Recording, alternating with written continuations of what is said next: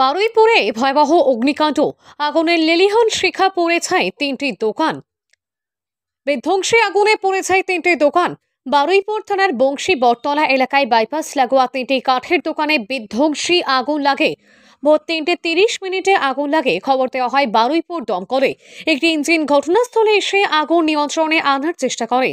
আদি গঙ্গা থেকে জল তুলে এখনো আগুন নেভানোর কাজ চালাচ্ছে দমকল। দেখুন, আমরা যখন প্রথমে আসলাম এখানে দেখি আগুন জ্বলছে, তারপর তো আমরা আস্তে আস্তে কাজ শুরু করি। এখন আগুন নেভানোর শেষ পর্যায়ে, আর এখন পকেট ফায়ার রয়েছে, সেগুলো নেভানোর কাজ চলছে। কি মানে কি মনে হচ্ছে আর কি?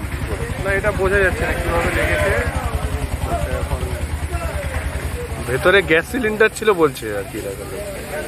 সিলিন্ডার তো আমরা দেখে নিয়েছি, তারপর যেগুলো ছিল তো সেগুলো পড়েনি। এখন কাঠের দোকানে একটি গ্যাস সিলিন্ডার ছিল, তা বাস্ট করে। এলাকায় জোরালো আওয়াজে মানুষের ঘুম ভেঙে যায়। এলাকার মানুষজন এসে ভিড় করেন। ঘটনার খবর পেয়ে ছুটে আসেন শিখরবালি এক পঞ্চায়েত প্রধান সুজয় ছাপুই। বারুইপুর থানার পুলিশ আসে ঘটনাস্থলে।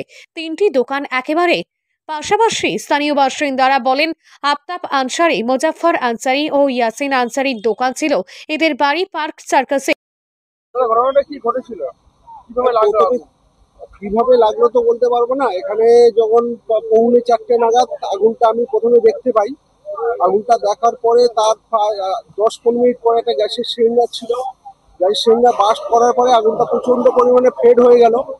ফেড হয়ে যাওয়ার পর চারদিকে তো আগুন ছড়িয়ে গেল। আমি 100 পুলিশকে ফোন করলাম। তারপর এপারে আশপাশে যারা আমাদের বন্ধু বান্ধব আছে তাদেরকে ফোন করলাম। ফোন করে সবাই এলো, থানা থেকে এলো, ইলেকট্রিক সাপ্লাই এসে লাইন শর্ট করলো। শ্রমিকরা থাকে বিহারে।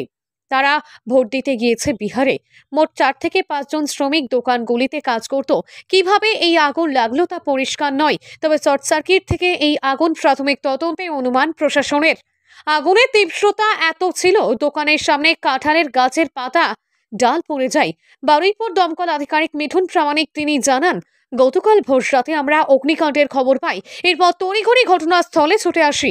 যুদ্ধকালীন তৎপরতায় আগুন নেভানোর কাজ শুরু করে দিয়ে আমরা আগুন অনেকটাই নিয়ন্ত্রণে চলে এসেছে। কিভাবে আগুন লাগলো সেই ঘটনার তদন্ত শুরু করেছি আমরা। আগুন সম্পূর্ণ নিয়ন্ত্রণে। বেশ কিছু ছোট ছোট অংশে ধোঁয়া দেখা যাচ্ছে, সেগুলিও নিয়ন্ত্রণে আনার কাজ শুরু করে দিয়েছি। এই ঘটনায় লক্ষাধিক টাকার ক্ষয়ক্ষতি হয়েছে বলে জানা গিয়েছে।